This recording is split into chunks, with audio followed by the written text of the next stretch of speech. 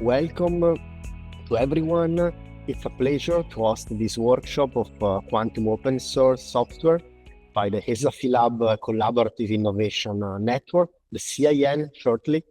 I will present the CIN in a while.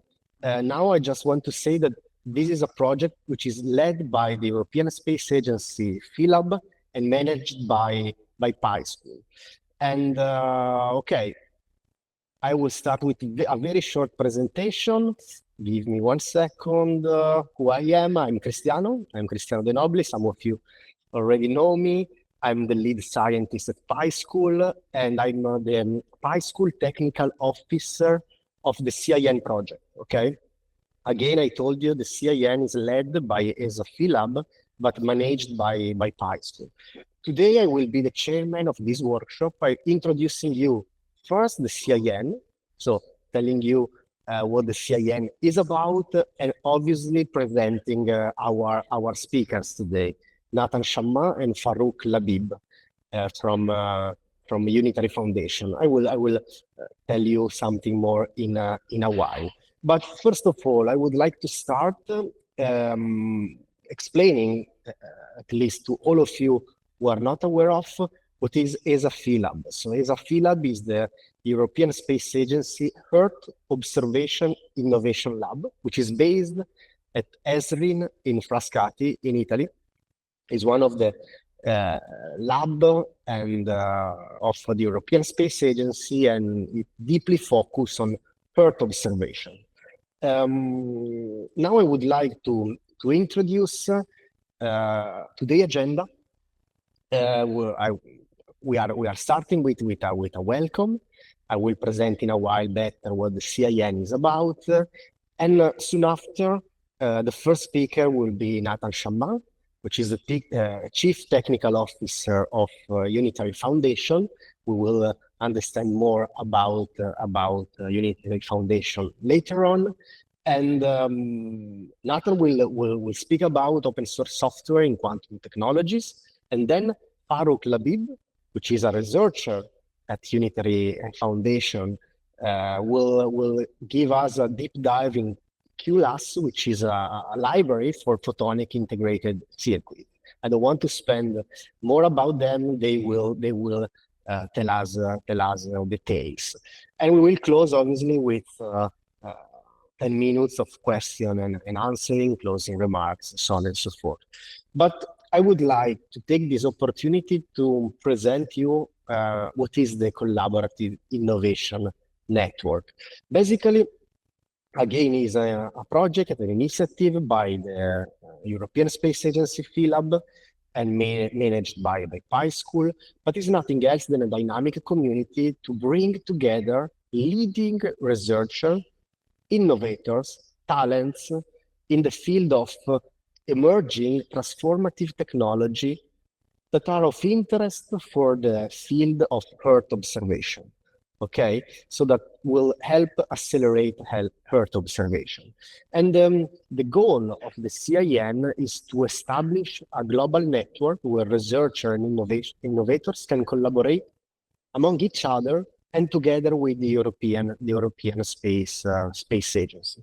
How? Sharing knowledge, developing new research topics, exploring new ideas, again, in the field of emerging technologies with an impact in the sector of Earth observation. I strongly suggest you to follow us, to follow the CIN on our social media. Why? Because we are sharing not only future events, workshop, but also opportunity for you to collaborate with the European Space Agency through open calls, shared research interest, so on and so forth. So please check on LinkedIn, on X, on LinkedIn, even better, and follow for future opportunities. And in particular, the focus of the Collaborative Innovation Network is to cluster together people that are doing research in artificial intelligence, obviously machine learning, deep learning, large language model, multi-agent system, but also people working in quantum technologies, not only quantum computing, but also quantum sensing, quantum software, quantum hardware, high performance computing as well, and also new paradigm of computing like neuromorphic computing. So again, you see all those kind of transformative emerging technologies that will have an impact, already have an impact, but will have an impact on space and in particular Earth observation.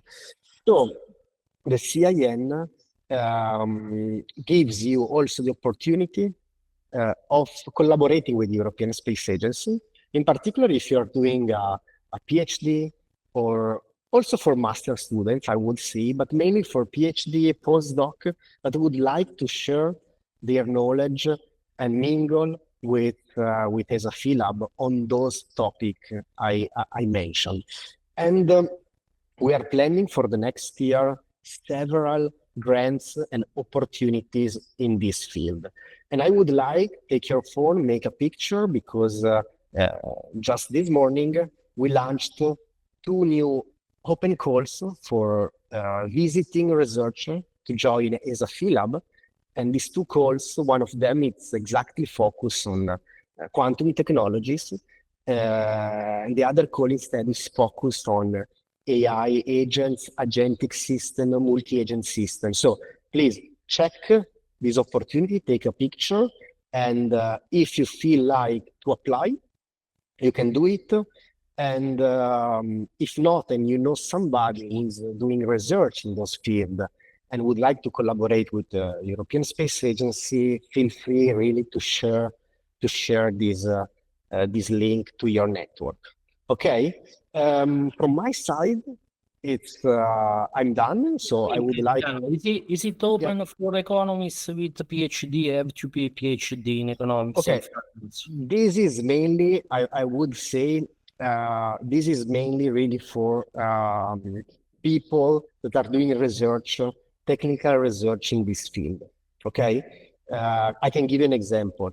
Think about a PhD student who is enrolled in whatever university and wants to spend 3 months or a period with the European Space Agency to join doing some joint research together.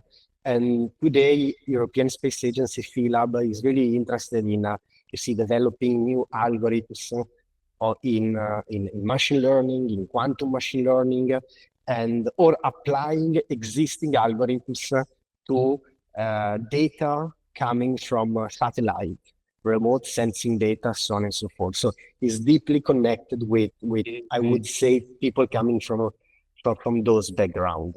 Anyway, whoever applies will be screened by ESA Lab, and they will, reach you out in case they feel like you can collaborate with them. Okay. Then for whatever other question, please feel free to write me. Feel free to check the website of the CIN. You will find an email, and you can write there for any question. Okay. Perfect. So I would say let's start with our first speaker. I would like to introduce you Nathan Shammah. Nathan is a quantum physicist with a PhD at the University of Southampton, and currently is the Chief Technology Officer of Unitary Foundation. It's a non-profit organization dedicated to develop open source infrastructure software for quantum technologies. And it will introduce us to the world of open source software. I don't want to spoil it too much. So welcome again, and thank you, Nathan. Feel free to share your screen and start your presentation.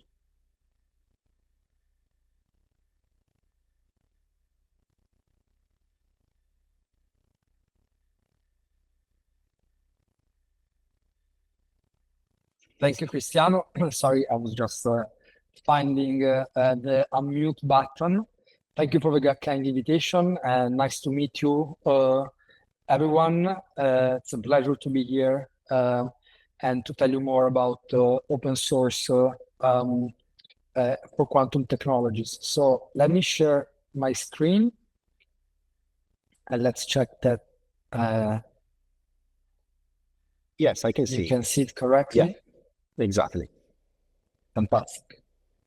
Yeah, so first of all, let me point out that you can reach me at Nathan@Unitary.Foundation for any question, or get in touch also on Discord. I represent Unitary Foundation. I'll tell you more about what this organization is. And I will give like an overview of open source software in quantum technologies in general. So yes, this is the outline.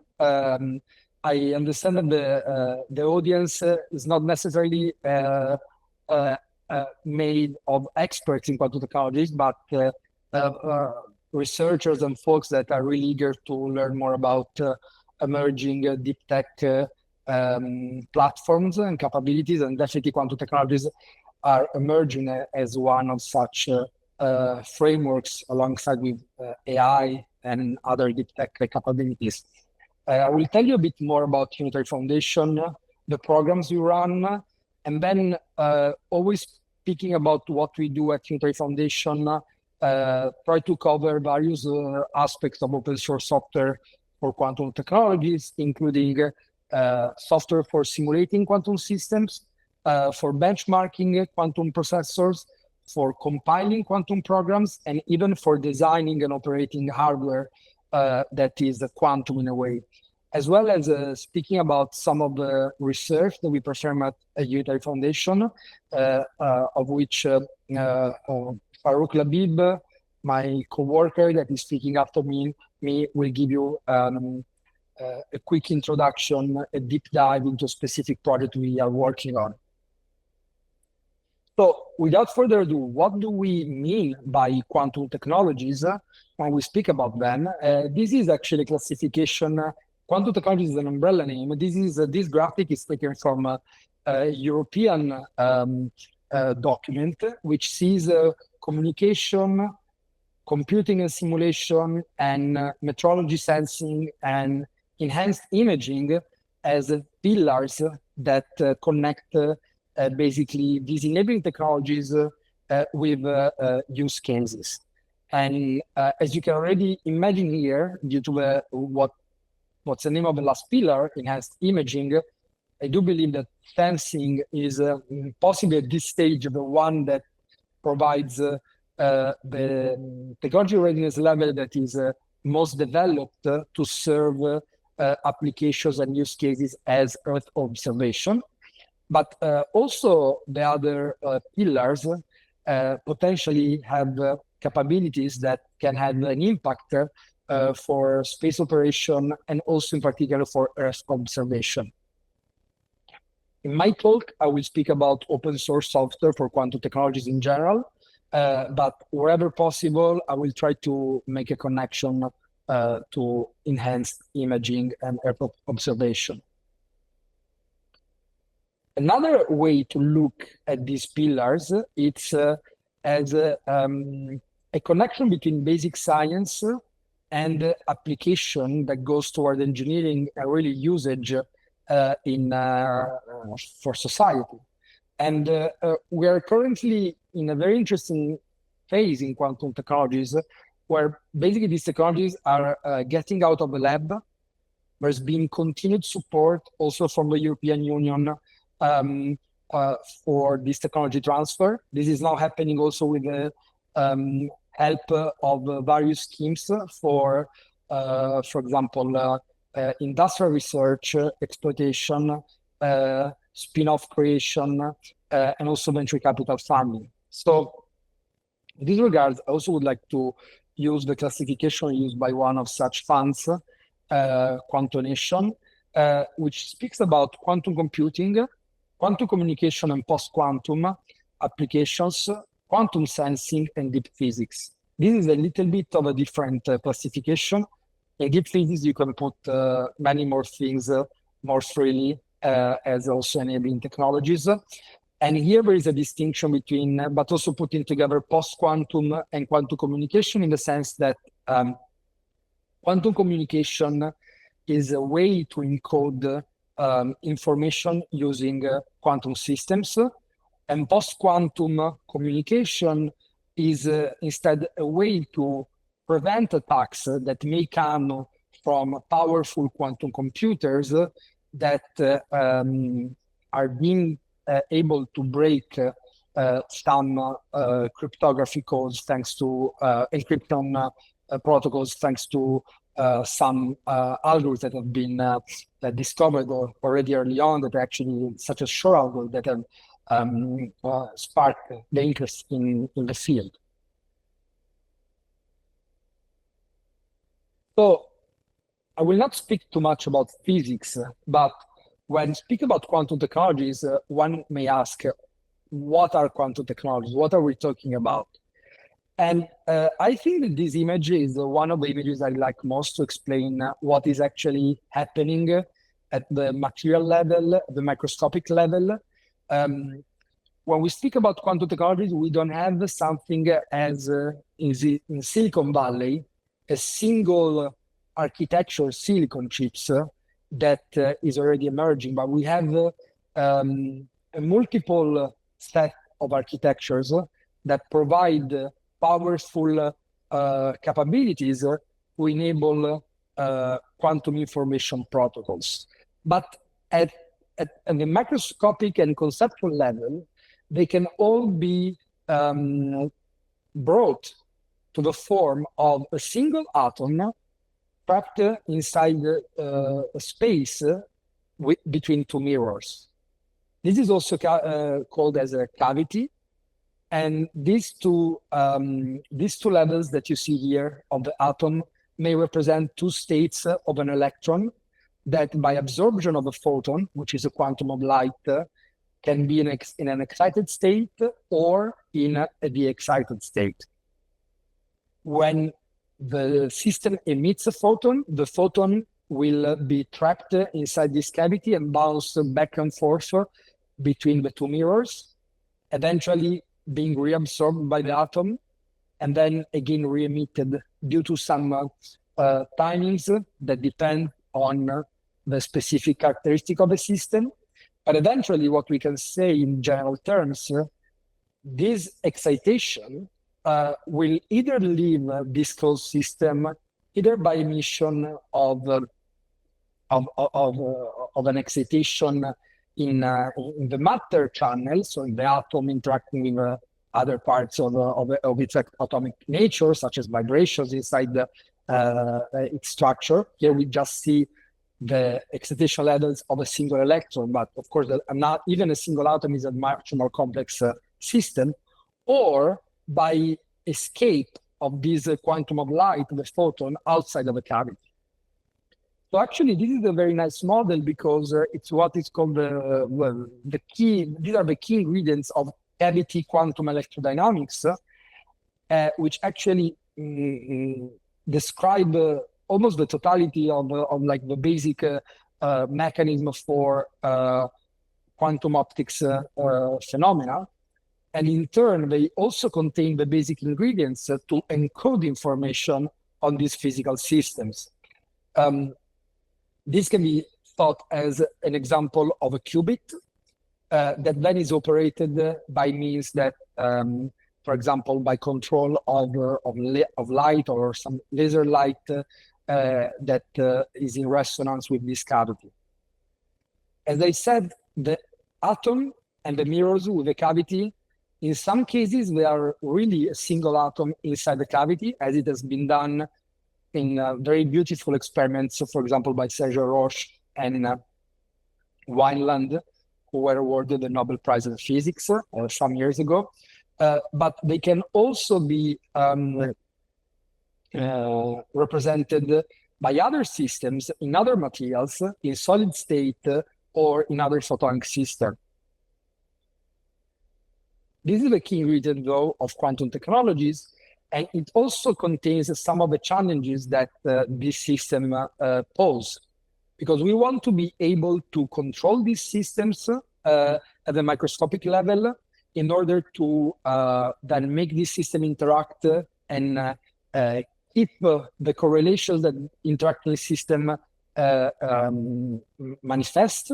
But at the same time, we have to fight with what is called noise or decoherence, which means that these correlations and the very same excitation that makes this system excited and controllable with some coherence may at some point have a limited lifetime and flow out of the system. So getting a bit of a deep dive into quantum sensing, because I will not speak about it for the rest of the talk. I do believe, though, even if I'm not an expert of the field, it does possess very interesting applications that are also relevant for space technologies and Earth observation. Actually, there's been a lot of activities and also projects funded by ESA and other space agencies to explore the capabilities of quantum sensors for applications. One way to classify these are quantum electronics, so sensors that are very sensitive at the single electron level and can also be susceptible to very little resistance. Atomic sensors that can provide gravimeters. They are used specifically also for climate research and also for GPS-free navigation, as well as the monitoring of volcanoes. As you see here, this is like actually a commercial provider, I believe, on top of the Mount Etna or some other volcano, because they're really sensitive to very small vibrations and changes due to the capability of these gravimeters, which are basically very, very sensitive gyroscopes. Quantum clocks are also very important because they are at the basis of time standards and hence also of standard global navigation satellite systems. And they are actually some of the most precise objects that have been designed and devised by humankind, because they have a precision that is several orders of magnitude more accurate than what we could have just a few decades ago. And finally, there is a series of applications in quantum photonics, where generally one has to design sources for single photons, then has to manipulate these sources of single photons. This is something that is somewhat hard because light doesn't interact with light unless you're in a Star Wars movie with lightsabers. And then you have to detect with high efficiency these single photons. And this light can also be manipulated in ways that makes some correlations more detectable. This includes squeezing. And there's also applications in space, for example, for the upgrade of gravitational wave interferometers. I also pointed to a very interesting webinar that actually was performed by Aaron Strangfeld from ESA that he gave at Optica as quantum sensors for Earth observation. So here instead, and from now on, I will focus on software. And this is a very brief slide showing with from a bird's eye view what's been the development of open source software in quantum technologies and quantum computing. There is what could be called like some academic prehistory, which starts with the Qt project, the Quantum Toolbox in Python, and a couple of other projects. And I will tell you a bit more about Qtip in a little bit. This is a project that helps us simulate quantum systems like the one I've shown you, a single atom in a cavity experiencing realistic noise and decoherence. There's been an intentional openness in the early industry, especially with projects such as the IBM Quantum Experience, IBM Quantum, and Qiskit. These are toolkits, software development kits that allow to write quantum programs and run them on quantum computers, and also standards such as OpenCASM, which allow to basically make different parts of the open source software stack interact with these formats of programs and pass among each other. And then today there is an open environment that really covers many specific use cases and tools that go from quantum machine learning to specialized compilers with specific techniques for optimization, to even simulators of quantum networks such as QNetSim.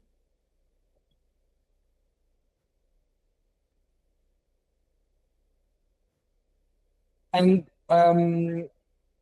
what I want to say is that we should keep this ecosystem open intentionally as we move forward, as this is a way to build a healthier ecosystem and more efficient ecosystem. So it's not yet the case to build siloed environments.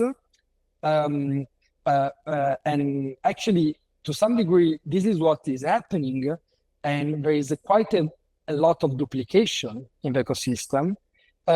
Instead, what we envision at Unitary Foundation is, with this metaphor, an ecology that allows different small ecosystems interacting with each other.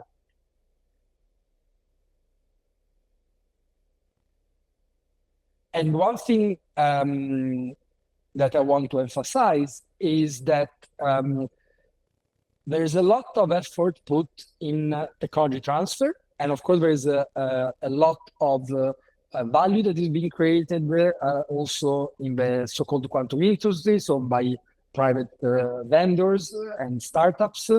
But as it always often it's being said, quantum technology resembles a marathon where we're witnessing technological advancements, but there is a lot that still needs to be accomplished. And having an open source scheme to do so could prove a winning choice. So how do we help this ecosystem move forward at Unitary Foundation? Well, first of all, we have programs that work bottom up. And secondly, we focus on some specific target areas that as an independent player, we are best suited to tackle. And these are usually pain points of ecosystem that we don't see yet addressed.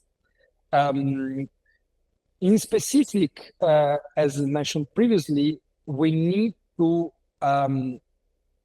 modularize the software that is built so that it can be reused and integrated by others, and also make sure that we make such software and frameworks available between different tools and parties. So Unitary Foundation is a non-profit organization that helps quantum technology ecosystem grow faster, better, and to benefit everyone. And if you may allow me to draw a comparison, this could be found in very popular open source projects that I'm sure you're aware of, you probably use almost daily, which are Linux, Wikipedia, and the archive. the repository of scientific papers. All these programs and projects, they have a foundation that supports their operations. And so Unitary Foundation is doing exactly so. We don't yet have a Linux in quantum technology, a Linux equivalent. It would be probably too early to speak about an operating system in quantum technology, although by some it's done so. But definitely we need to invest in planting these seeds so that this can grow further and become robust trees in a growing forest. So this is really like our mission and our vision. How do we do this exactly?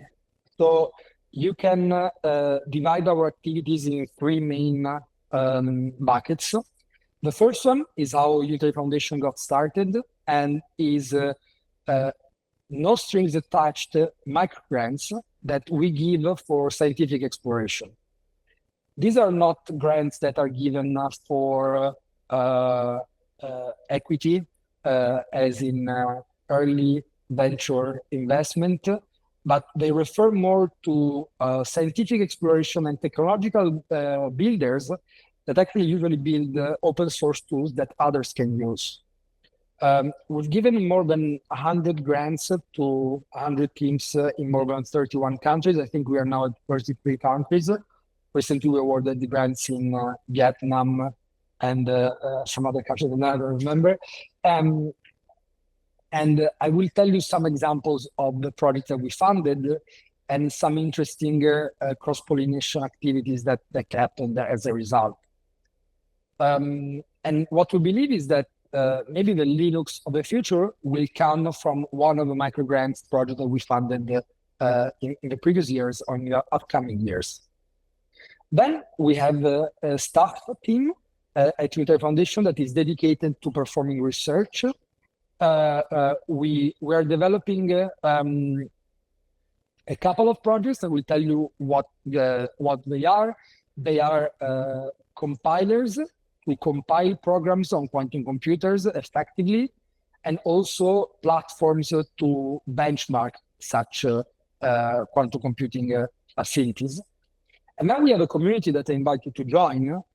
We have over 4,000 registered participants to our Discord server, unitary.foundation, discord.unitary.foundation. You can join it. Several channels, and we also have a variety of programs that we run that I will tell you about in a minute. This is the team of the Unitary Foundation. We have about 10 technical staff members and also support members of operations. We also have a board of directors that serve on the board. So together with Will Zhang, president, and me, I would like to acknowledge Travis Scholten, Anastasia Gamick, Liz Durst, and Christophe Roussard. And then what we do is funded by a variety of sponsors. We have members that support and donate to our cause. We're divided into different tiers, core members and supporting members. We also have institutional support for the research and technology transfer we perform, including from the European Union and other entities. And we also have additional supporters.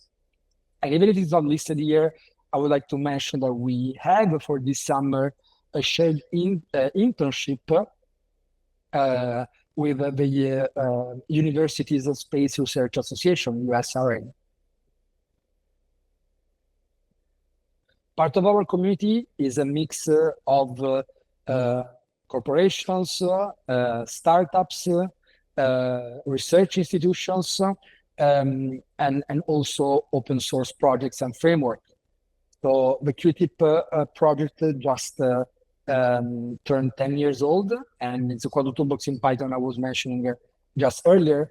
But we have many activities such as office hours on our Discord server and community calls where students, researchers, or anyone who's curious can pop online and join these projects, meet with the maintainers, as well as engage with Quantum Wednesday talks that we host regularly on the Discord server, and you can check online also the previous talk slides on GitHub.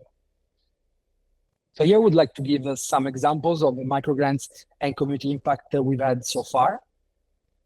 So just to limit ourselves to the past couple of months, we've given 7 new grants to a variety of different projects.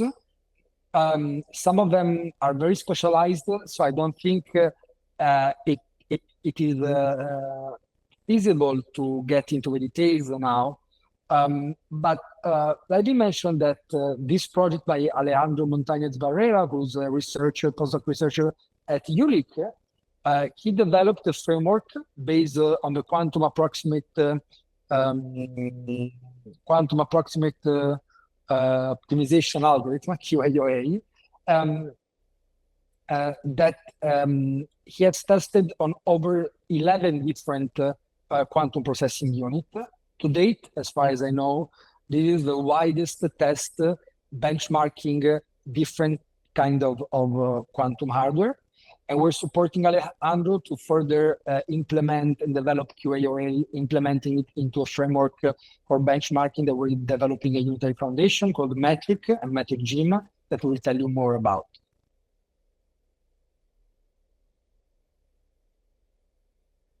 And here you can read some quotes from recent grantees that really emphasize the fact that the program was impactful for them. So I encourage you to go to unitary.foundation.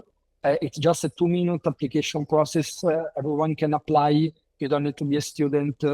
And even if it is rejected, you can reapply. Actually, many applicants come from multiple rejections. And it gives $4,000 and validation with mentors that come from an advisory board of volunteers that will help you grow a specific project and make sure that it's impactful for the community. Another event or program that we run that we started more recently, it's called the UnitaryCon, like the PyCon conference here is called PyCon.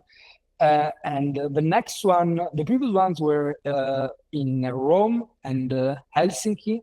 The next one will be in Albuquerque, New Mexico, September 2nd to 4th. And actually it will be during the IEEE Quantum Week.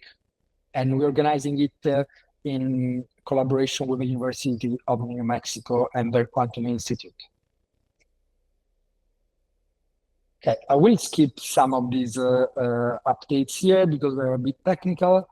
But then I would like to mention that just a couple of days ago, we concluded a hackathon that is the largest remote hackathon in quantum computing. It's called Unitary Hack. It runs for roughly 3 weeks every year around the end of May. This is the 5th year that we run it, and it's been increasing consistently year after year. We actually have here, I'm seeing 22 maintainers were secured initially, but now it's more than 99 maintainers are involved. And how the hackathon works?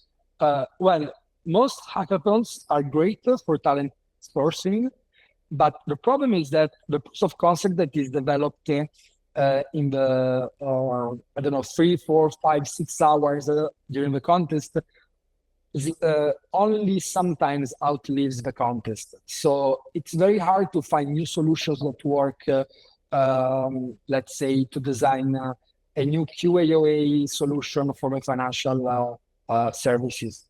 Instead, what we did is, instead of coming up with new challenges to invent every time you have to run a hackathon, why don't we go to the maintainers of the leading open source projects in quantum computing and quantum technology, and we ask them what their pain points are. And so we took a bounty-based model, which is also taken by other programs such as Hacktoberfest.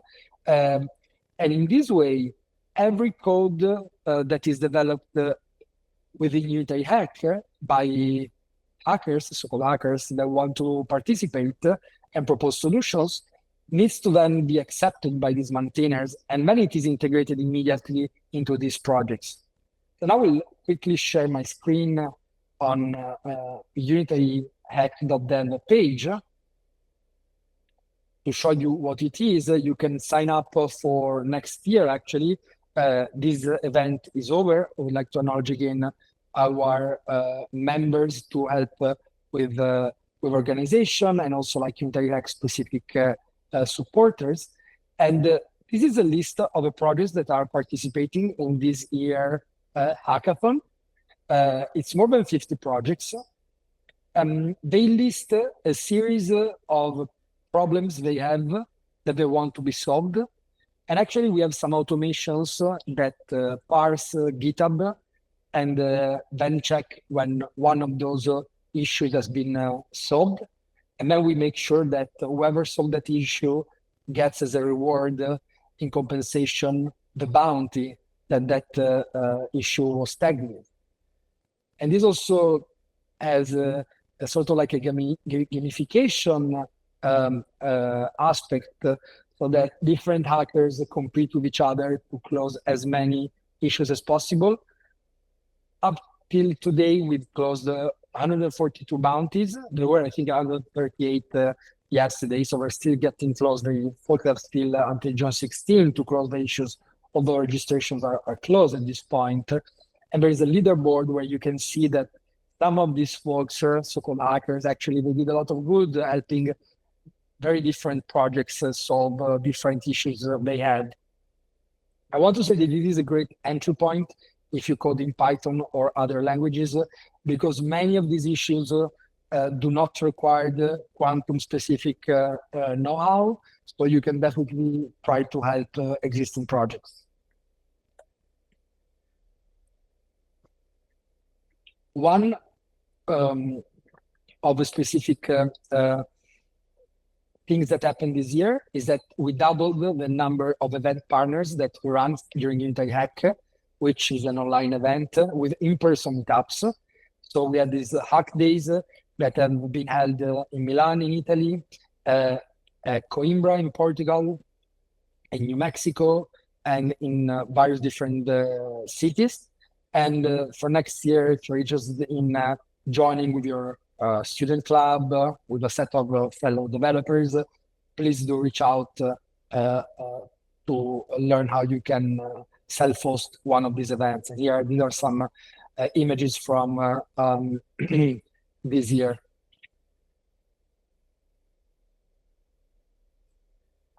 Okay, now I will speak more specifically about specific projects in quantum open source software. I start with a personal project, which is sort of like what got me into quantum initially. It's also thanks to a student that at the time was interning at Riken, Shahnawaz Ahmed. I was telling him more about some physics research we were doing, and it got me into open source development. So I not only was using Qt for Quantum Toolbox in Python, but then started contributing and then maintaining the repository. And then we also developed different projects. So we also made this open source project called Make Your Code Count, which is specifically targeted for scientists. Some of the information in it is not super up to date, but I think it contains a very interesting framework to do a mood reset, it's not specific to quantum, to start not only developing code for numerical simulations, for example, for one-on research, but also to develop a well-maintained and usable open source package that then others can use and contribute to. So check this project out if you're more interested. I will briefly say something about the Quantum Toolbox in Python, Qtip. This project started more than 12 years ago now. And as mentioned previously, it really helps study systems in cavity QED, where you have an atom interacting in a cavity. And so a lot of quantum optics research has been performed with numerical simulation in QTIP. Over the years, the package has expanded to also include different kind of capabilities. I will focus on some specific features. So here you see what the Schrödinger cat looks like in QTIP. It's very simple. It's a coherent state in superposition that is then plotted. What you see is a quasi-probability distribution. It's the so-called wave function, either through a 2D cross-section or its 3D representation. When we have a wave function and when we take the square of its value, that can refer to the probability of the state to possess, to be in that specific part of a phase space or real state. In this case, what should look at is the parts that are below the zero surface. These parts that also are here highlighted in red are kind of correlations that cannot be developed by systems that are purely classical. Only quantum systems can develop these kind of correlations. And by exploiting these kind of correlations, one can make more sensitive quantum sensors, or can use these correlations in algorithms that have been running on quantum computers, can exploit some specific linear algebra to obtain theoretical algorithms that then provide an advantage over classical algorithms. Again, this is like just one of those views of the atom in the cavity. And to study the evolution of this atom in the cavity, subject to noise and decoherence, QTIP provides a variety. It's like a Swiss Army knife with a variety of tools for master equation solvers. They go from Lindblad master equation solvers to Monte Carlo trajectory to even continuous drive systems as in Floquet theory, as well as stochastic master equations. So it's a very powerful tool to study these systems. And you see a representation of evolution of a qubit on the so-called block sphere. On the right is sort of like a spherical representation of evolution of a quantum state in time.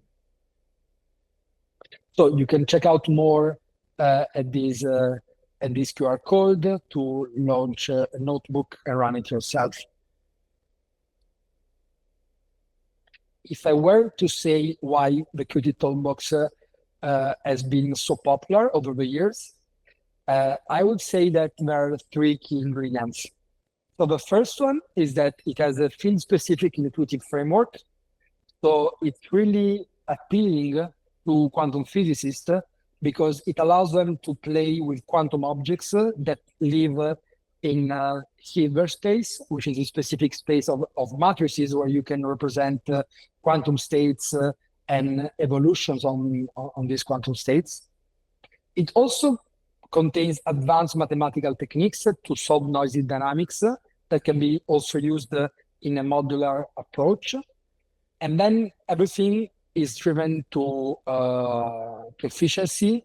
And so there is a highly efficient behind the scenes operations and choices that are made to make QT as fast as possible, leveraging the Python and not only Python open source numerical ecosystem.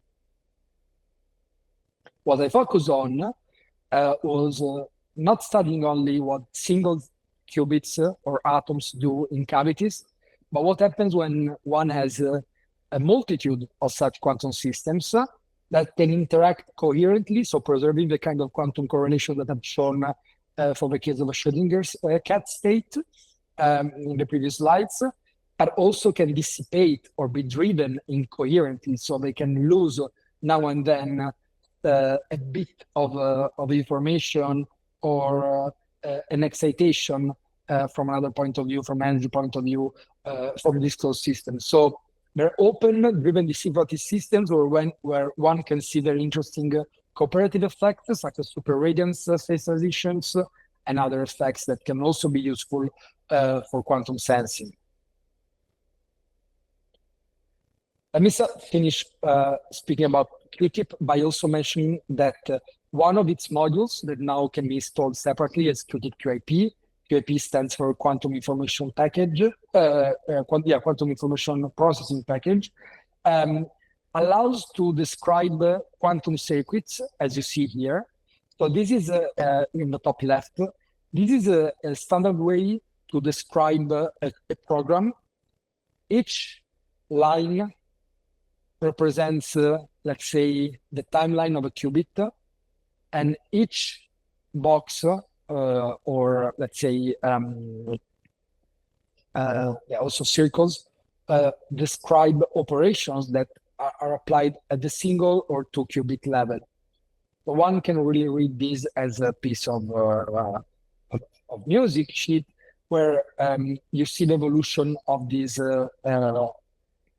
quantum system in time, and one sees here the algorithm that is written in this form. Eventually, this is like an abstraction in terms of unitary matrices that then needs to be sent to a computer.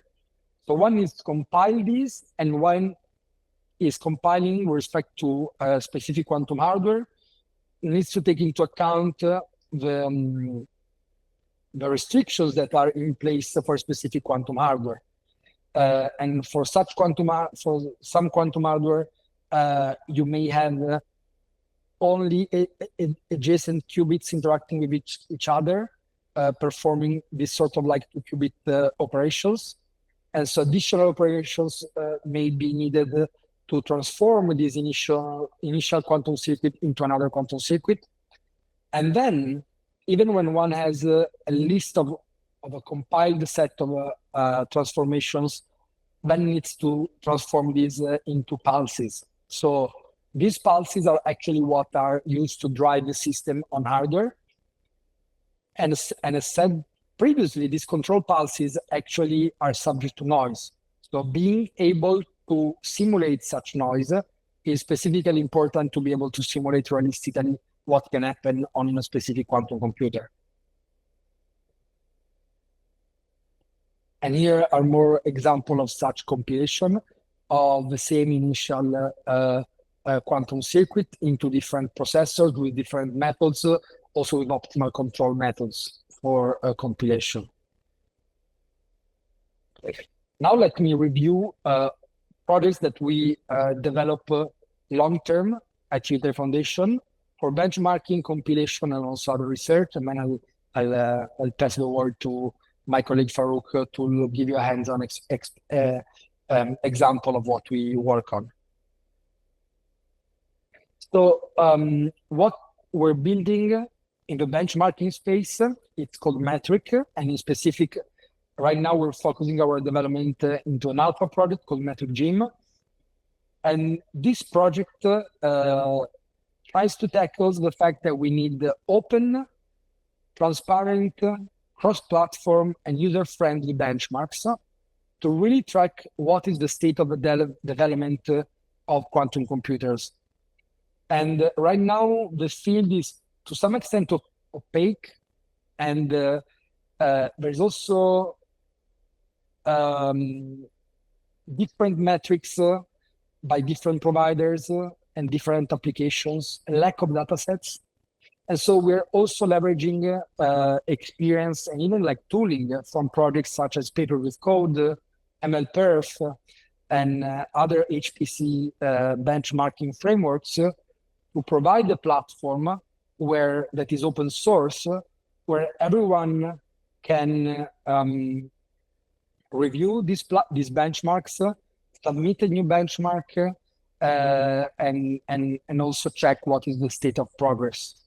So these are some key information about this project. This is the platform, metric.info, that you can also check and register it on. It has a database now that has more than 1,600 results, submissions from folks in different countries around the world. and a taxonomy of results that is year over year. What we're doing with the Metric Gym project is actually we are adding new data points, and not only capturing results that occur in the literature, such as in archived papers, but we're building a toolkit that contains some schema and definitions for metrics, such as for quantum volume, which is reviewed and endorsed by a benchmarking committee. And then inside this Python toolkit, just at the command line, one can dispatch and then fetch, collect results of benchmarks that one can run on different hardware providers. And by hardware providers, I mean quantum computing hardware providers. Right now, quantum computers can be accessed through various cloud service providers, including IBM, Amazon Web Services, or proprietary clouds from specific quantum providers, such as IonQ, Quantium, and so on and so forth. Moreover, this toolkit is portable, so it can also be used by research groups and academic groups that want to benchmark the capabilities of their systems with a standardized set of metrics. And eventually, when one obtains the results from the benchmarks, one can publish the benchmarks of the metric.info framework.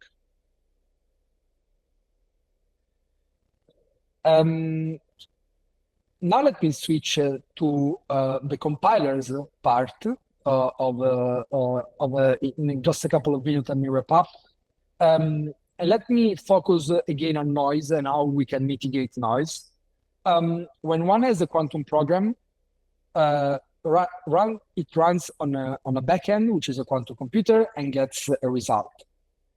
What we can do already nowadays is apply error mitigation techniques, QEM, which leverage the fact that by generating different programs, one is sampling the noise landscape, obtaining different data points, and then apply inference techniques that also come from the classical statistical machine learning world to obtain an error mitigated result that is better than the original result.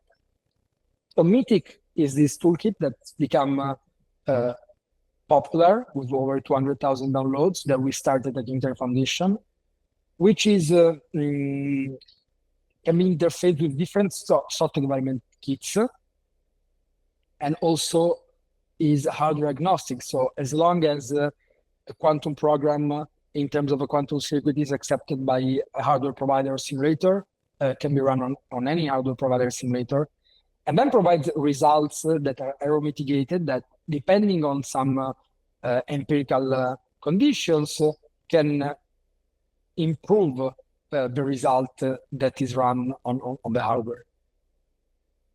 Starting from this error mitigation toolkit, we now are moving to a more comprehensive kind of compiler, which we called UCC. And why we're doing so? Because as mentioned in the previous part of the talk, there is advancement in quantum software, but sometimes it's siloed in separate libraries or repositories that in some cases also apply very innovative and inventive compilation techniques, but they stay at the research level. Or on the contrary, there are some very popular open source toolkits, but they're generally optimized for specific quantum hardware. So there's a high cost in switching between a given quantum computing framework, a given formalism, and a specific quantum hardware processor. So that's why we're building a UCC, the Unitary Compiler Collection, which, as you can see, has a Schrödinger cat or rectangular cat as a symbol, and it's inspired by the GNU compiler collection in classical systems. So you can learn more about UCC, which is an open project under active development that has been announced last March. You can check Unitary Foundation /UCC, our GitHub repository, and also it has open source docs. What we're aiming at is to have best-in-class compilation. We're leveraging Qiskit transpiler passes and applying specific transpilation passes. We try to make it as easy as possible for the user, so you don't have to change between different front-end frameworks. And we try to make it compatible with any backend by leveraging the OpenCosmos format and libraries, other auxiliary libraries such as QBraid to make changes behind the scenes between different programs. So, for example, you can optimize the compilation of a Qiskit circuit with a compiled Qiskit circuit, or you can obtain a ticket circuit, which is another compiler starting from a Qiskit circuit. So trying to remove some of the duplication that is there in the space. Talking about events, I also want to mention a workshop that is coming up in July that we are hosting at New York University, which is free. Registration has recently closed, but please reach out to me if you'd like to participate. And it's a workshop on error resilience in quantum computing with a specific focus on quantum compilation and quantum error mitigation. And finally, before speaking about hardware, I'm going to say that we work on compilation also for specific hardware, in particular within the class project funded by the European Union. We are working with partners that you see here on the top to develop a quantum kit called class that is focusing on the use case of running molecular chemistry problem, in particular with relevance for lithium-ion battery development, framing it into the framework of variational problems, specifically with the variational quantum eigensolver, VQE. As you can see here, we compile this program. We then compile it specifically in ways that are suitable to be consumed by the quantum chip, in this case provided by EFOS. And then we also post-process the results, and eventually we make them amenable to be post-processed through quantum error mitigation. So the really last part of the talk is on hardware, and what I believe it's a very exciting part of ecosystem, which is open hardware in quantum technology. So many of you may know Arduino, Raspberry Pi, and other hardware that is programmable, its firmware is open.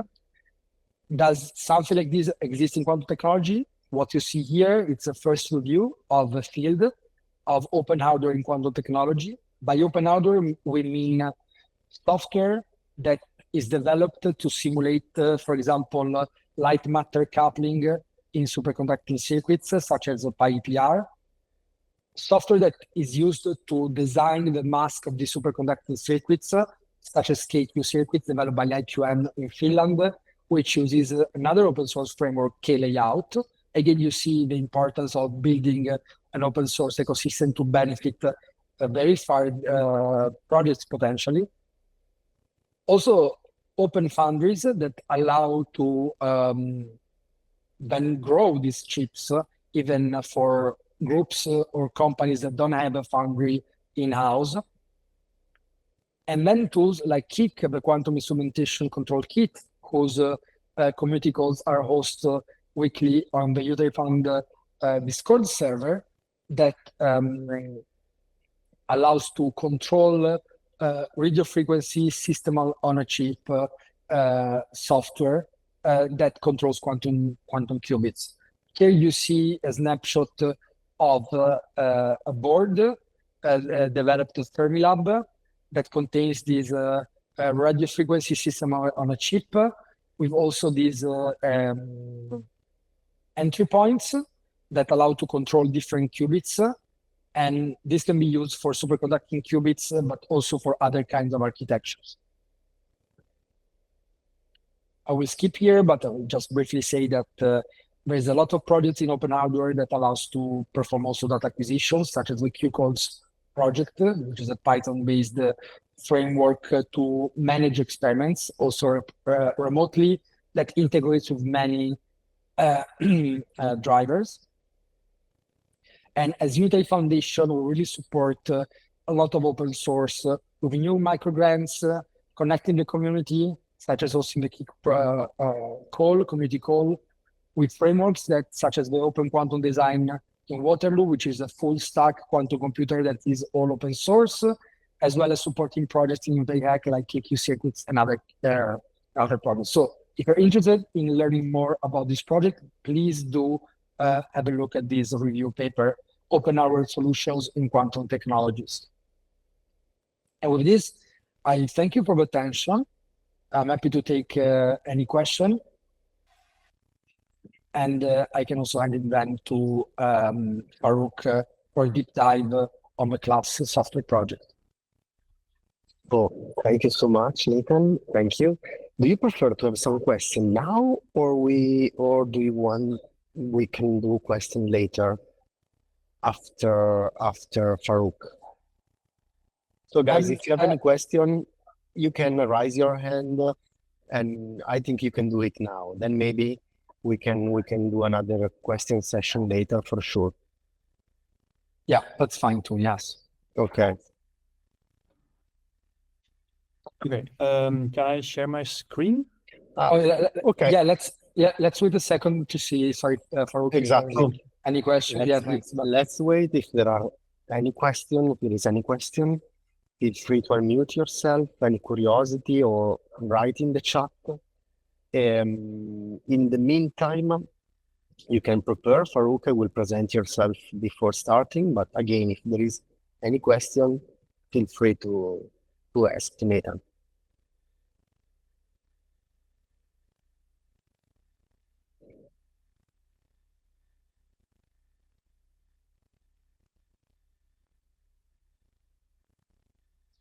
Don't be shy. Yeah, in the meantime, I also put Unitary Foundation a LinkedIn page in the chat. So I suggest you to reach them, to follow them. So if there is anything news from them, you can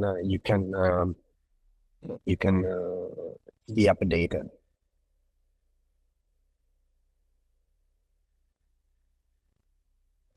Yeah, and also like Cristiano, if folks want to reach out to me directly, they can find me on Discord, LinkedIn, or write to me at Nathan at Unitary Foundation. So I can hand it to Farrokh.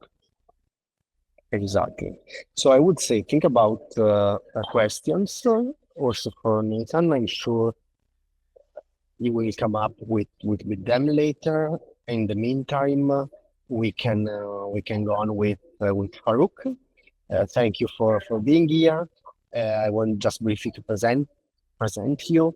Farrokh has a PhD in the Netherlands after studying at the University of Amsterdam. He worked in the quantum computing team at Goldman Sachs before joining Unitary Foundation. Currently, he's a researcher working on, again, quantum information theory.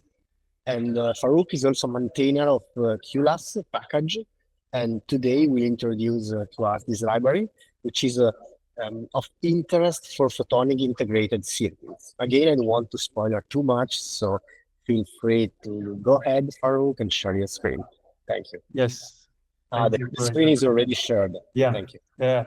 The screen is already shared. I guess it looks fine. Otherwise, let me know. Yeah, we can see. Okay, good. Yeah, so good afternoon, everyone. Thank you for joining me today here. So I will present this class project, which is stands for Quantum Glass-Based Photonic Integrated Circuits. This is, as Nathan mentioned a few minutes ago, work with, it's funded by the European Union, and it's a work that is being done by a large group of consortium members. And we as Unitary Fund France or Unitary Foundation, we work on the software and the theoretical research side of the project. And it's the project is, the aim is to find useful quantum advantage using photonics that is being developed in this project. So Yeah, so as Nathan mentioned that the group here is not necessarily experts in quantum computing. So I will start with a very gentle introduction into what quantum computing is. So let me start with the very basics here. So in classical computing, information is stored in bits, and these bits can be 0 or 1, but not a combination of them. And classical algorithms are just deterministic or randomized manipulations of these bits. Quantum computers, however, they work entirely, they're based on a different paradigm that it uses quantum bits, or qubits for short. And these qubits can exist in superposition, which is a fancy way of saying that the qubits can be in a state which can be represented by this linear combination. So alpha 0 plus beta 1. So 0 and 1 are, let's say the classical states. But a quantum bit can be in a complex superposition. So alpha and beta are complex numbers. And they satisfy this normalization rule that alpha squared plus beta squared is 1. The reason for this is because when you measure a quantum state in this basis, so the 0 and 1 is called a basis, the quantum state collapses into one of the two basis states. And the probability with which you encounter 0 or 1 is given by alpha squared and beta squared respectively. So of course they have to be summing to 1, otherwise it wouldn't be a probability distribution. So this is just what a qubit is. Yeah, they can exist in a superposition of two states, 0 and 1. So yeah, so the quantum phenomena that quantum computing uses and exploits are superposition. So this is that qubits can, let's say, explore multiple computational paths at once, but not necessarily, you cannot necessarily do everything in parallel. That's because of the measurement problem. Then second, you have the entanglement. This can create correlations between qubits that persist even when separated by large distances. And this is, entanglement really is a quantum phenomenon. This type of correlation you cannot generate classically. This can be shown by Bell inequalities that make this more precise. And then third, the third ingredient is quantum interference. And quantum interference is really allowed because of this this complex superposition of 0 and 1. So you can, in principle, you could have negative coefficients here. And together with unitary dynamics, you can, in a quantum algorithm, if answers are encoded in the computational basis, you can amplify correct answers and cancel out the wrong ones. And that's basically what quantum computing boils down to, using these three manipulations of quantum states. And basically, the result is that specific problems, and so this is not all problems, quantum computers can achieve speedups using these phenomena, and sometimes even exponential speedups. So specific problems for which you have advantage are Shor's algorithm.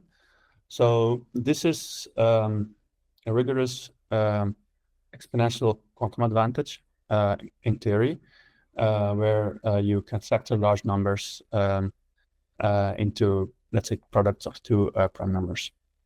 This is in classical algorithms, the best known is exponential in the number of bits of a number you want to factor. Well, Shor's algorithm does it in polynomial time.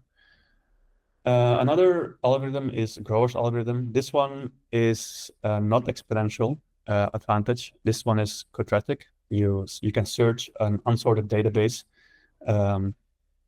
quadratically faster if you can use quantum algorithms. And then third example is the quantum simulation of quantum systems relevant for quantum chemistry and materials.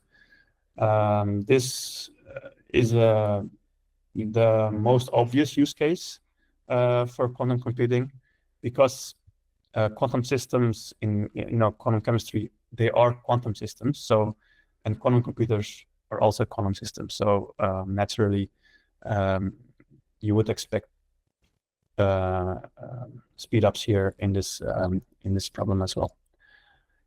So these are well-known advantages over classical algorithms using quantum computers, but we are not quite there yet. We haven't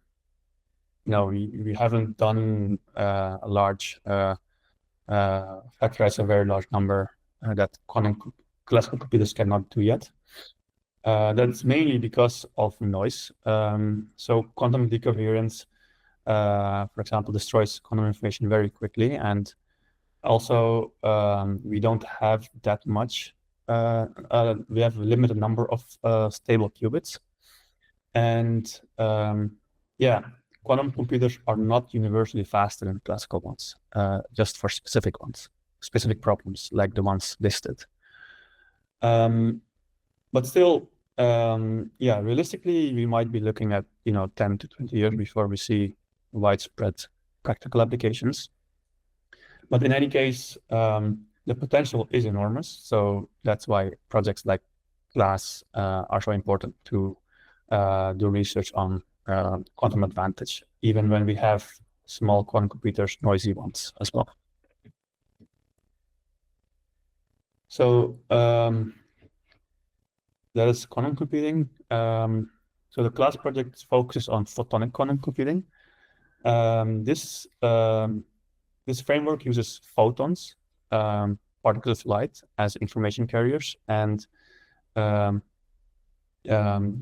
information is encoded in the photonic degrees of freedom, like the path or modes, the polarization or time bin. And photonic quantum computing has several advantages over, let's say, superconducting systems.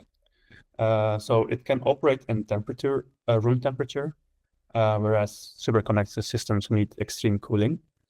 Photons have low decoherence rates, so quantum information can last longer.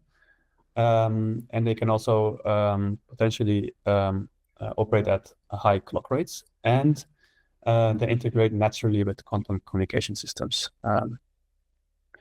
But there are challenges too. Photon generation and detection are probabilistic processes. We can lose photons in optical components, for example. And creating photon-photon interaction is very hard, as Nathan also mentioned in his talk. But it is possible, even though it is hard. So despite these challenges, photonic quantum computing is one of the main contenders in reaching near-term quantum applications. So how do we do quantum computing using photons? So if we want to use the framework of qubits and unitary gates, we need to somehow encode photons into, or we have to somehow encode qubits in photons and modes. The most, or let's say a common method is to use the optical modes and use specifically 2 optical modes to represent 1 logical qubit. So you can see that here in this figure here. You should think of these 2 as a mode, and if a photon is traveling through this mode, you are in a 0 state, and if it's here, it's the 1 state. So this is the encoding basically. So the 1, 0 means a single photon in the first mode, and no photon in the second, and it represents the 0 state. And using this encoding of photons and modes into qubits, you can get universal quantum computation using just linear optical elements like beam splitters and phase shifters. So that's how we encode qubits using photons and gates by using linear optical elements. So what is the VQE? So the VQE is very popular because of because basically right now we don't have fault tolerant quantum computers, and VQE is an algorithm that can be run even on our current quantum computers that we have that are noisy and might still provide some advantage. So this is a variational quantum eigensolver, and it is a hybrid quantum classical algorithm. And it's designed to find the ground state energy of quantum systems, mainly molecules coming from quantum chemistry. And yeah, it's based on this variational principle that if you have your Hamiltonian H, your electronic structure Hamiltonian, let's say, from some chemistry problem, then if E0 is your ground state energy, then any quantum state energy is going to be the energy of any quantum state is going to be larger than that, right? So if you don't know what this quantum state is, you might start with, let's say, an ansatz. So an ansatz is basically a parameterized quantum circuit. The parameters are given by theta. This can be some quantum circuit with parameterized rotations, let's say. Then using this quantum state, we can compute its energy, and then its energy is going to be a function of theta, of the parameters. And so you can think of a loop where you start with an initial guess of thetas, measure its energy for specific parameters, use some classical optimization to find, so for example, gradient descent on the parameters theta to find lower energies. And that's basically what a VQE is. So you start with a molecular Hamiltonian that is mapped to a qubit representation. So usually in quantum chemistry, you start with the electronic structure Hamiltonian that is written in terms of creation and annihilation operators. But it's not straightforward to compute energy of a quantum state with respect to that Hamiltonian using the qubit framework. Instead, you need to encode it as a sum or as a linear combination of Pauli operators, and there are encodings that do this.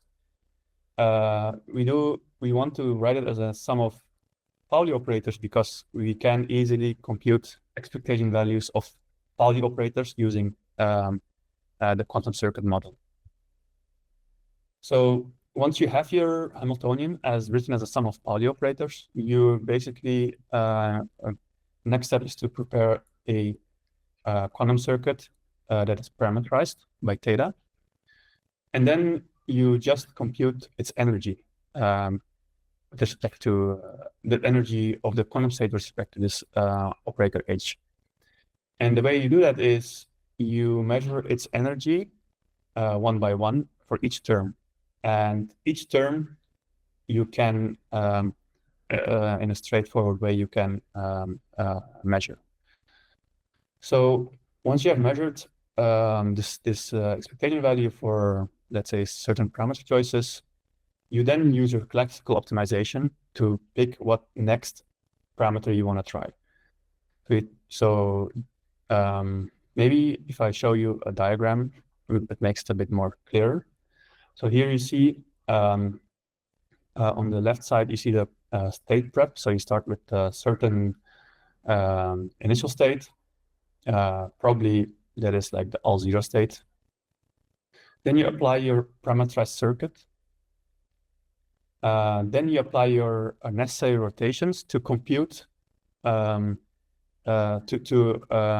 compute the expectation value of Pauli operators. Then once you have run these operations, so these are just quantum gates, you measure your quantum state.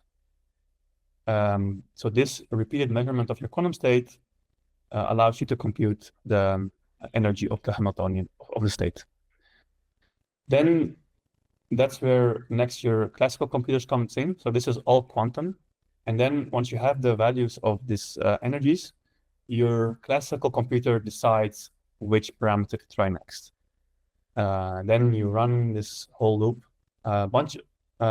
multiple times until you reach a certain threshold condition, and then you stop and you report your minimal energy, the energy as your ground state energy, or an approximation of. Here I have a figure of a particular ansatz. So that's this blue part here that one can use. So this ansatz is based on 2 qubits, and you apply a parameterized rotation. So this is a rotation that is parameterized. This is a C0 gate, which is an entangling gate. Without entanglement, you would not see any kind of quantum advantage. So entangling is very important. And then you apply another round of rotations on each qubit. So this is just one example, but yeah, there are many ansatzes that you can use. It's basically a heuristic at this point, which ansatz might be useful for a particular problem. So the class project, or what we do as a Unitary Foundation, is we develop the software to compile everything that I just mentioned, right? The encoding of quantum circuits in photonic chips, and running the VQE as described on a photonic chip, which is basically what we have been doing, and that is also open source. And yeah, so at the moment, the software runs on simulators, but it can also be used on actual hardware, although we haven't done that yet. And we also plan to work on noise models to improve simulations for realistic simulations. Yeah, so the high level VQ class basically is let's say the main tool that the class software package uses, and it's basically a user-friendly interface for running experiments, the VQ experiments. Maybe it's easier to just do a little demo. So here, this is an example of a VQ simulation that we did, but this is just a simulator for the ground state energy of the H2 molecule. And here you can see this the theoretical value that you can just compute by eigenvalue estimation computation, which is this curve, and the crosses are the eigenvalues that we get by using the VQE, and using tools from class and Percival. I will get into that in a bit.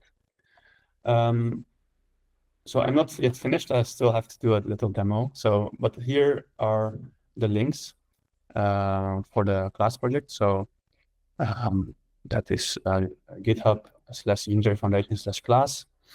The documentation can be found here. You can also get the documentation here, and you can also join the Discord to get to ask questions in the community. So let me get to the demo. So I have Google Colab that if you're interested, you can follow along. I will paste the link in the chat. So I think you should. Thank you. I think you should be able to also see the. Yeah, so I will share my screen, but you can also just run it in your own browser if you want to, but not necessary. So you want to uncomment this first line. So this just installs the class package and some necessary packages for numerics and showing some results. So let's run it. I think it should have, okay, it's not yet installed, but it's basically going to install everything. I already installed it, but for some reason it has to do it again, but that's fine.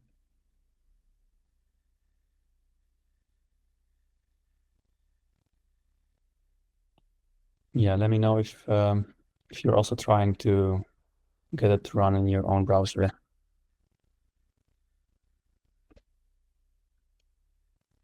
Yeah, so I think it installed successfully.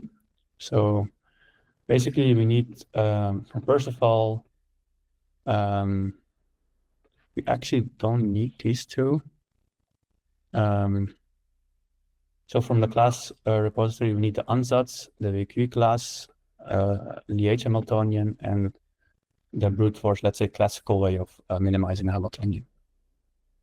So yeah, again, so for a VQE, you need a parameterized circuit that prepares trial states, a cost function, which is the expectation value of the Hamiltonian, and a classical optimizer that can update the parameter to minimize the energy. So let's look at a Liège molecule example. So this is a specific one. So here I have printed out how the Hamiltonian exactly look like. So as I said, it's going to be a sum of Pauli operators, a linear combination of Pauli operators with complex coefficients. In this case, it's all real coefficients because these all have real eigenvalues, and your Hamiltonian has to be Hermitian. So in this case, these are all real numbers. Yeah. So in this case, this Hamiltonian is very small, right? It's just a 4x4 matrix. So you can easily just find the energies by diagonalization, which is should be very fast. And for example, here it finds that the exact ground state energy is minus 1.08. But now let's go over to the photonic approach, photonic quantum computing approach. So our repository accepts an executor. So what is an executor? It's basically a function that takes in parameters and a Pauli operator represented as a string, and should run either on hardware or as a simulator.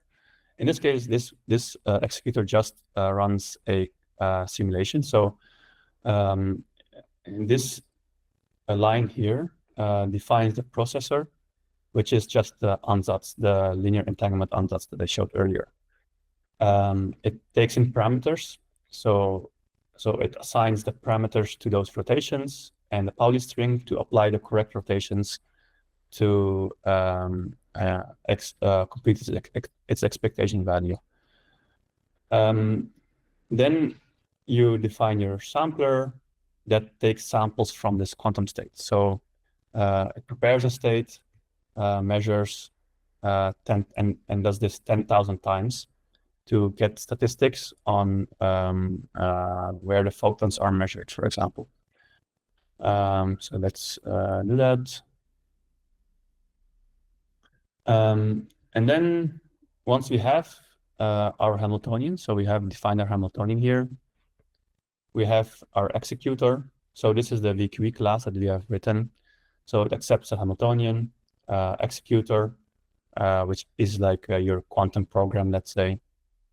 Parameters that your ansatz has. So in the case of linear entangled ansatz, it has 2 parameters per qubit, and you can give it a classical optimizer.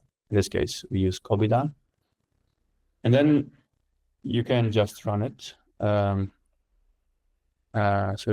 that is the VQE.run. So once you have defined your VQE, you can run it, and you can give it the number of iterations. So this is the loop that I described earlier. And just for the sake of doing it, for this not to take too long, we do it 20 times. Yeah, so our parameters, we have 4 parameters to optimize over. The Hamiltonian has 4 terms. Yeah, this shouldn't take too long.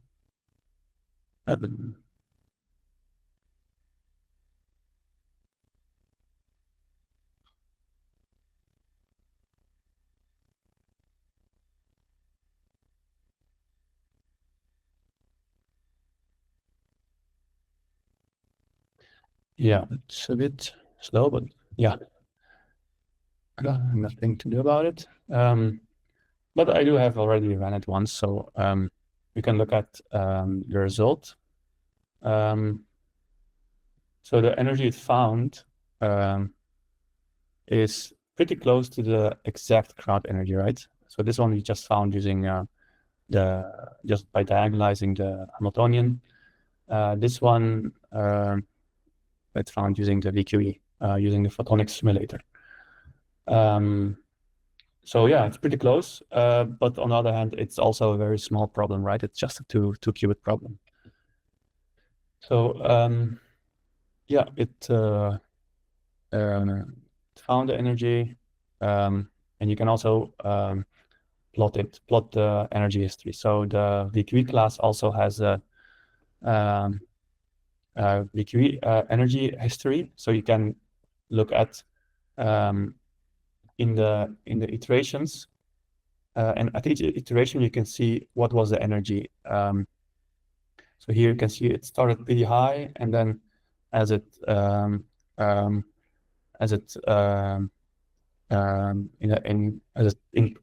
continued the iterations, it did get lower, and then it picked up wrong parameters, let's say, and then slowly it converges to the ground state energy. So around 15 to 20 iterations, it found the correct energy. So yeah, so that is a LH molecule. It is a fairly trivial problem.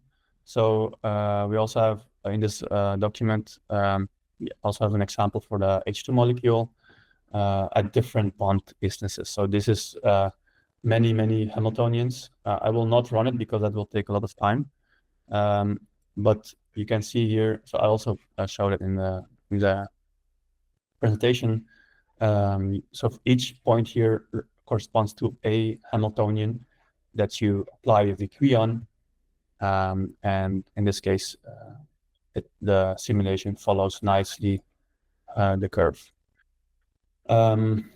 Yeah, so that's basically all on the demo that I want to show. So I posted the link in the chat. So if you want to run it offline after the talk, of course, you can also contact us if you have questions through Discord or email. But otherwise, that was basically all. Okay, thank you, Farrokh. Super interesting, and thank you for the notebook, so we can inspect it with Yeah. Cal.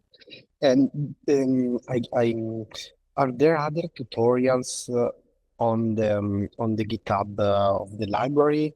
Can we find some other information there Yeah, so if we want to go There- deeper? yeah, so there is Okay, great. a notebook also on the GitHub repository. It's not this Yeah. one. It's not this one though. So this one I created basically for this talk.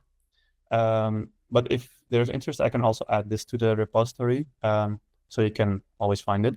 But there's another Yeah, one. would be Yeah, okay. I can also add this to the repository, so you can always find it in the repository. But there's another one, another notebook on the repository that you can also use.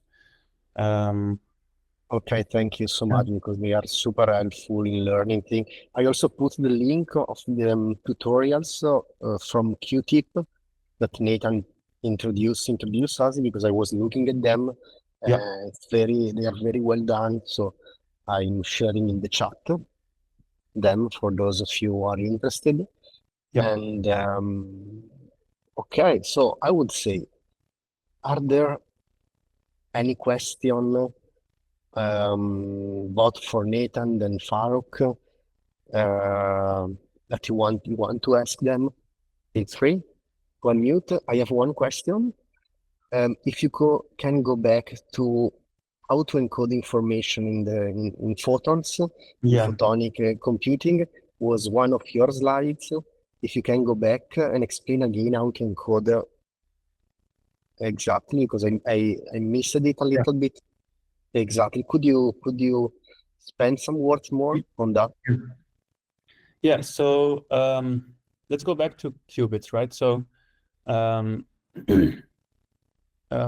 for qubits, I use this notation to encode, say, to denote the basis states. These are the computational basis states. Exactly. So if you have n qubits, you should think of each in this bracket notation. You should see here a bit string of length n of zeros and ones, right? But in this case, it's just one qubit. So let's see, how do we encode one qubit using photons and modes? So we want to encode this zero state or this one state using modes.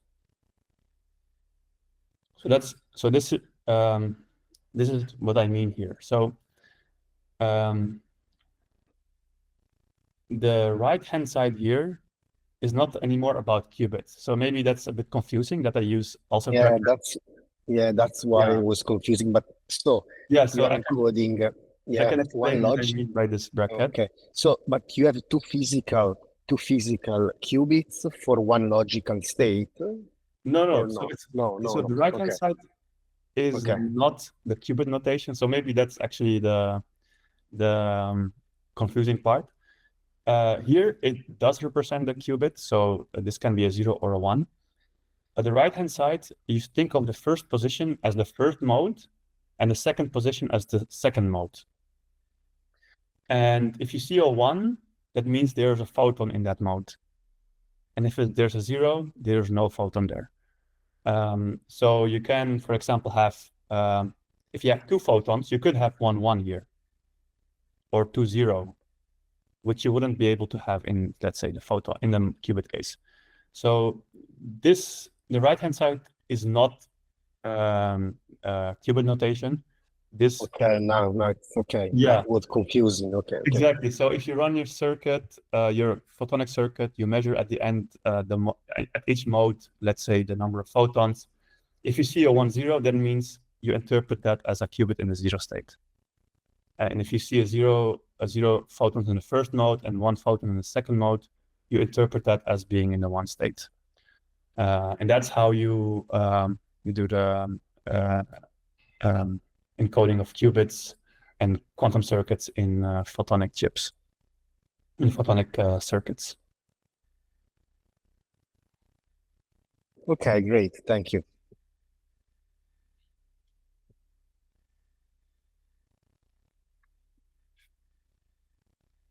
Okay, Alessandro.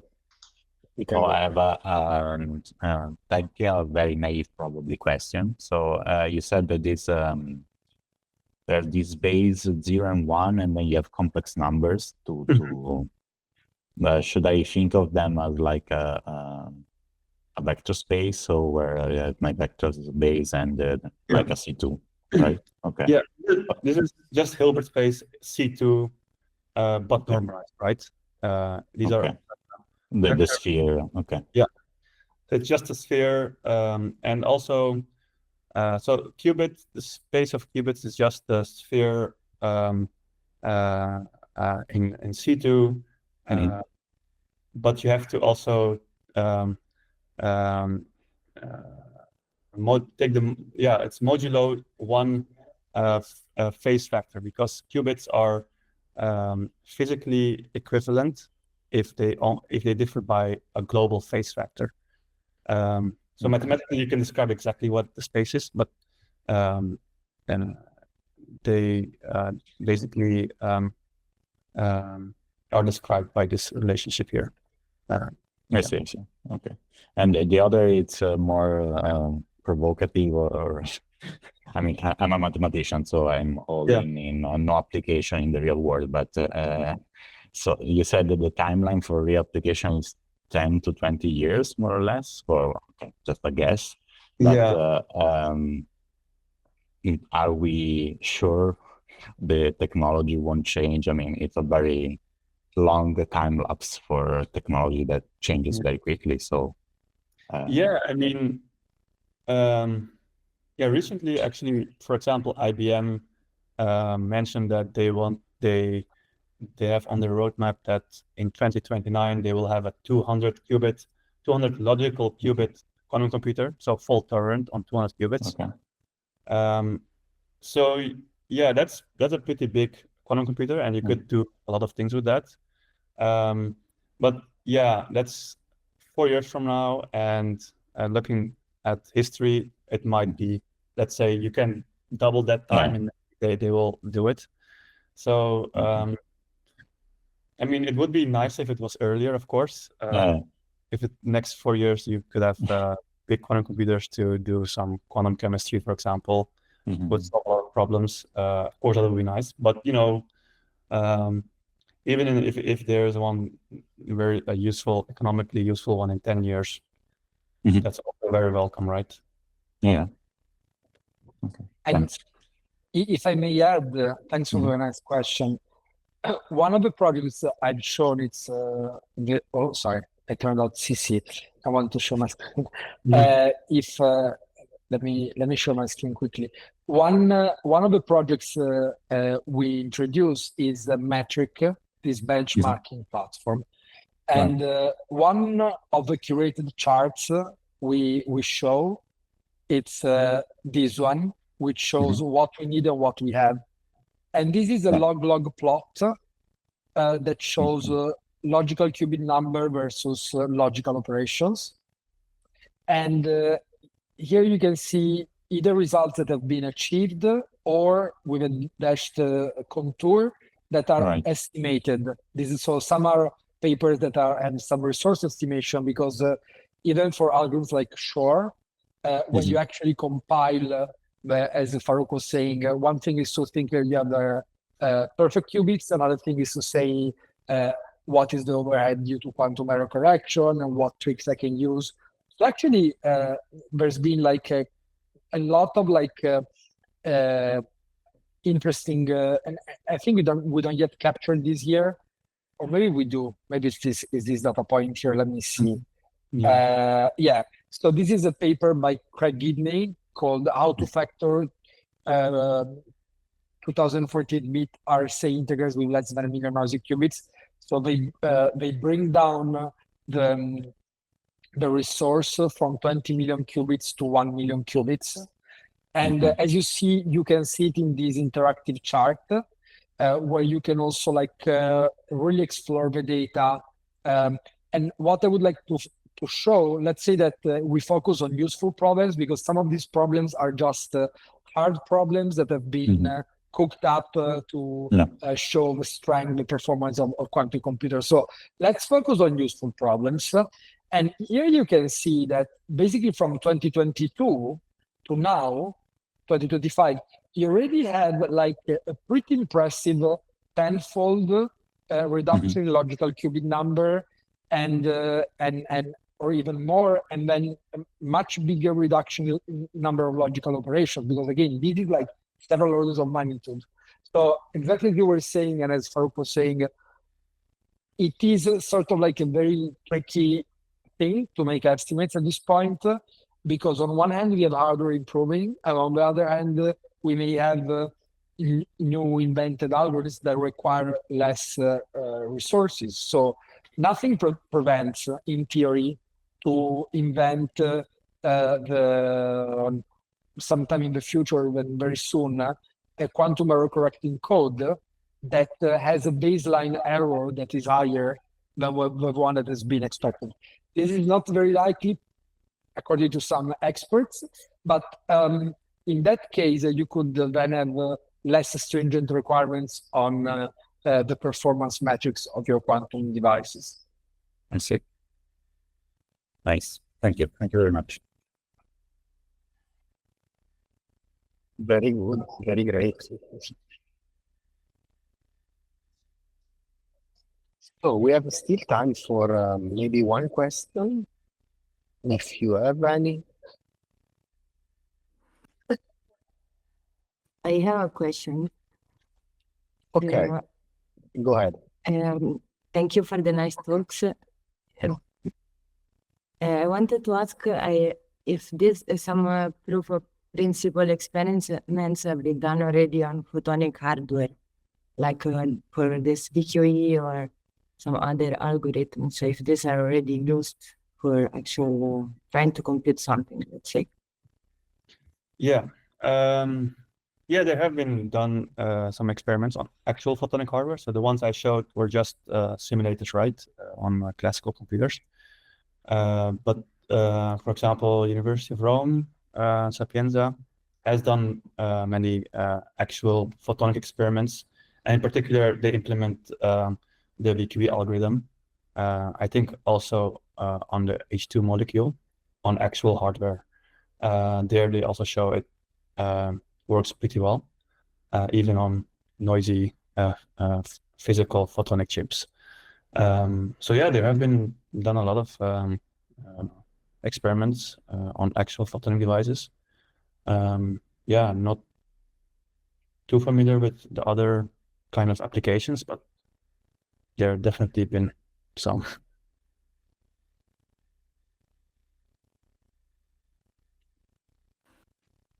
Thank you. Okay. So I would say maybe raise your hand if you have the very last question. In the meantime, I'm going to share again my screen. Okay, because I want just to remind you that on the CIN webpage, we open right this morning, basically, to open calls again to collaborate with the European Space Agency, in particular with the ESA Lab. And one call is specifically on quantum technology. So it's not limited on quantum computing, but also on quantum sensing, quantum communication, quantum machine learning. And we have also another call that just opened on AI, on agents, multi-agent system. So if you're interested, check them or spread them through your network. What else? I would say, so I saw that Nathan just shared a paper. Okay, thank you. On photonics chips. Thank you so much. So I would say, if you have any curiosity, you can reach out Farrokh and Nathan through their contact. In the chat, you can find all LinkedIn profile and contacts, so feel free to reach also the CIN, and we, if possible, we will be very helpful. We are planning another workshop soon, maybe before summer or just after summer. So follow us that we will update you. And what else? I don't know if you, Farrokh or Nathan, would like to add anything. For me, it was a pleasure to having you here, to have Unitary Foundation, and this is a great workshop. No, thank you for having us. Thank you again. Cristiano, and everyone.